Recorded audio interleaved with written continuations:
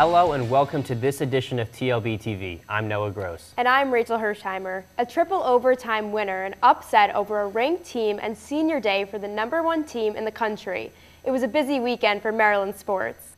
Maryland baseball started off the winning weekend with a thrilling finish against Penn State. Bottom of the ninth on Friday night, Terps down 1, looking to rally. Zach Jankarski keeps their hopes alive with this solo shot. And then on the very next pitch, Brandon Gum launches this one over the scoreboard. Terps top Penn State 2-1 in walk-off fashion. Maryland would go on to sweep the Nittany Lions. We now welcome baseball beat reporter Austin Kleber. So Austin, Maryland started off the series with Brian Chafer on the mound, and he looked great. Just how dominant has he been? He was killer on Friday. He threw a career-high 11 strikeouts and also a career-high 8 1/3 innings. He hasn't pitched less than 7 innings since March 3rd. This is a guy who's third in the Big Ten in ERA and in batting average against, and he leads the Big Ten in innings pitched and strikeouts. This is a guy that's a rock for the Terps, and on Fridays they can always count on him to go deep. And Austin, it's not just the pitching that's been helping out Maryland. How about the offense, who just put up 15 runs? That's right, Noah. That was their best offensive showing of the season, and now they've got 4 guys batting over 300, and the top of that lineup is solid right now with Costas, Gum, and Jankarski. So if they can just keep that up, they can continue to see numbers like they put up against Penn State this weekend. Well, Austin, the team has been looking great, but they're still unranked. What could they do to change that? Honestly, there's really nothing they can do to change it. All they got to do is just keep winning. They have 4 more series against Big Ten opponents, and they're second in the Big Ten right now behind Minnesota. So if they can take 2, maybe 3 games in each of those series, I think they'll be fine. Even if they're not ranked at the end of the season, they're still going to make the NCAA tournament, so they'll be fine regardless. Thanks, Austin. You can keep up with all of Austin's coverage of the baseball team as they'll be on the road at William & Mary on Wednesday and take on Michigan State at home over the weekend. The Maryland men's lacrosse team won its 3rd game in 9 days against number 11 Rutgers on Sunday night. Took them 3 overtimes to pick up the 14-13 win. Junior Connor Kelly scored the game winner, but he wasn't the only hero of the night. Goalie Dan Morris finished the night with a career-high 16 saves. And Rachel, it's not just the players that are enjoying the team's success. The fans are loving it as well. Christina Johnson caught up with some of the most spirited Terps faithful who happen to love game days just as much as the players. Even though he's not on the team, Matt Jacobson feels like he's a part of the team's win. Basically what we try to do is be an extension of the bench. Like we'll call picks and shooters and try to mirror the coaches when they're calling a play on offense. He founded the fan club, the Pitt UMD. There's like a little fan club down there and they've been cheering the whole time. They're great, and then everyone else has been following their lead. It's the lacrosse student section. We basically get loud and support our boys every game. Last year, the Terps made it to the national championship, but the loss devastated the fans. Yeah, they're really, really good. I think they're gonna win it all this year.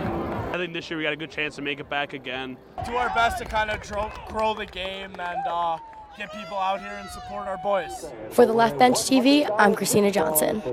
The Terps will be without their home fans Saturday night at Ohio State as they look to pick up their 6th win in a row.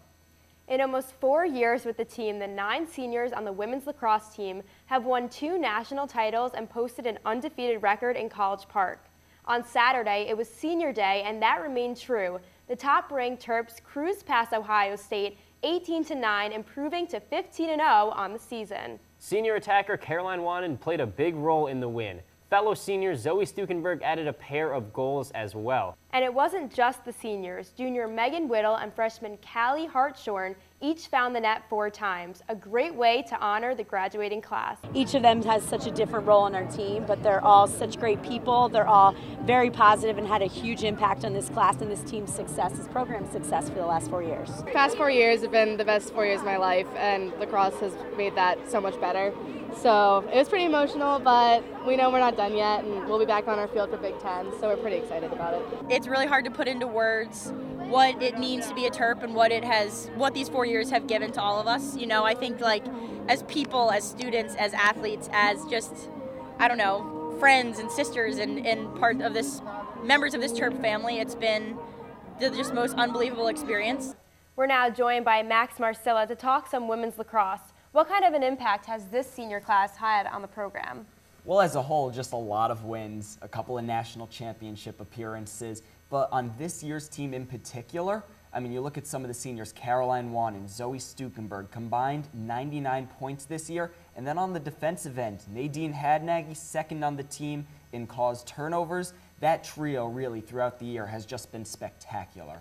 And Max, it's not just the seniors, though. Who are some of the younger players who have really helped out the Terps? Well, you look at the freshman, Callie Hartshorn. She's been tremendous as of late, just putting the ball in the back of the net. And these are players, you know, Megan Whittle, who has probably been Maryland's best offensive player throughout the season. These are players that look up to the seniors and are creating their own names in College Park. And not many teams have put up a big fight against this Maryland team. Do you see them being challenged in the NCAA tournament? Well, they've played some good teams. It's just that Maryland has played so well against them. They will have a game against Penn State. The Nittany Lions ranked number 5, so that'll be a tough matchup. But, I mean, Maryland has really outperformed every top 10 team they've played. They're 4-0 against the top 10, and they've won those games by an average of over 7 goals. So it's a tough test for Maryland, but it's nothing they haven't seen before. Thanks, Max. The Terps will be back in action Thursday night on the road as they'll look to remain undefeated against 5th-ranked Penn State. So, Max, we've seen plenty of teams winning on the field lately, but you talked to one Maryland wrestler that's winning in the classroom. That's right. There's a heavyweight who really enjoys his psychology of sport class. Well, let's take a look.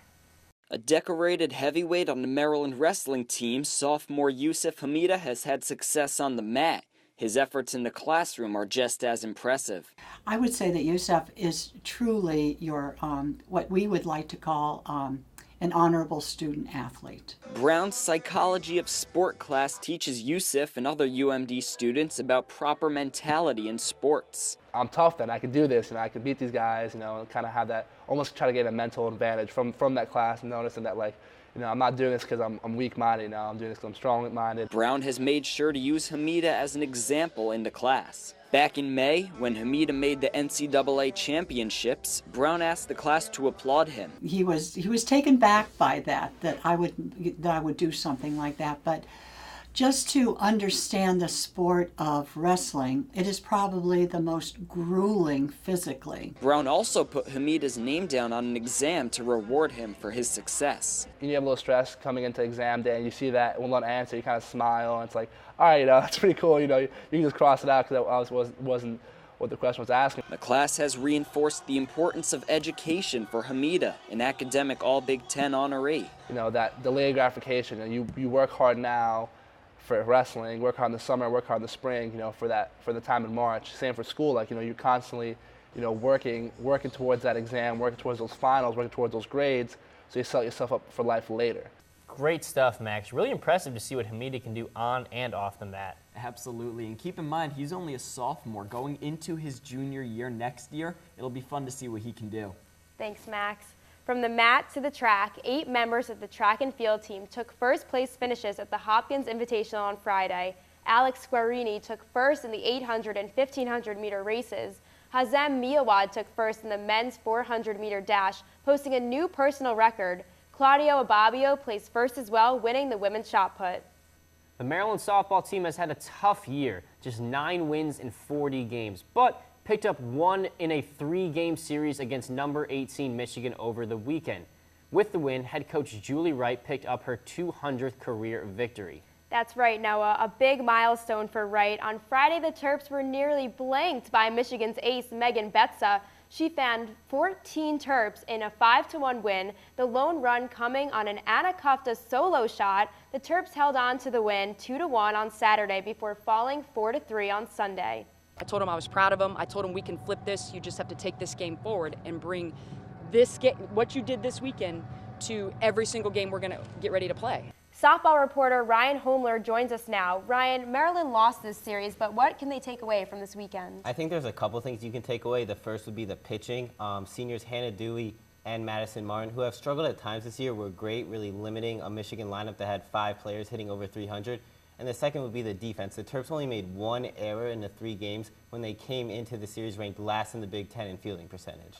And Ryan, this team has made some serious strides this season, but what do they really need to do to take that next step? I think the offense has to match what the pitching and defense do.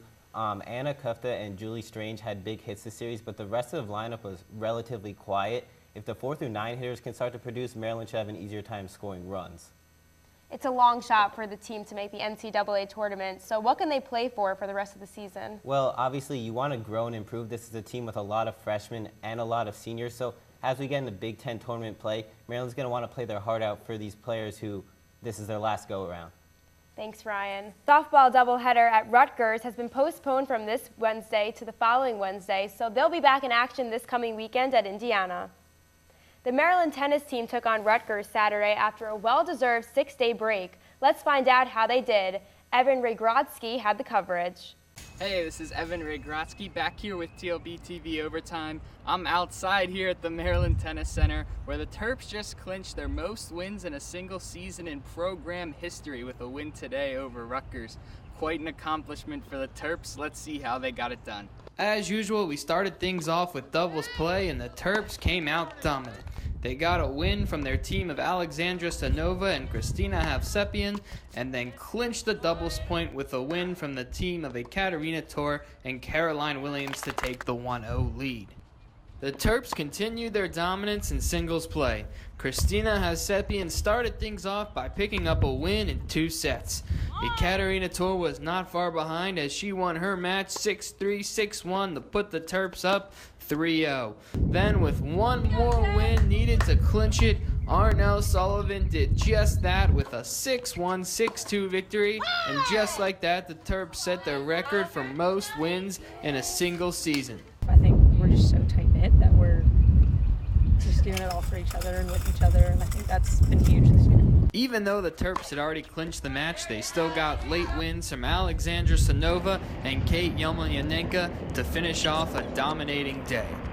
So I think they did a great job because a lot of times when the match gets easier, you have a tendency to get a little bit unfocused, and I think the focus was a really big part of today's win. Terps are now 14-5 overall and 5-4 in the Big Ten.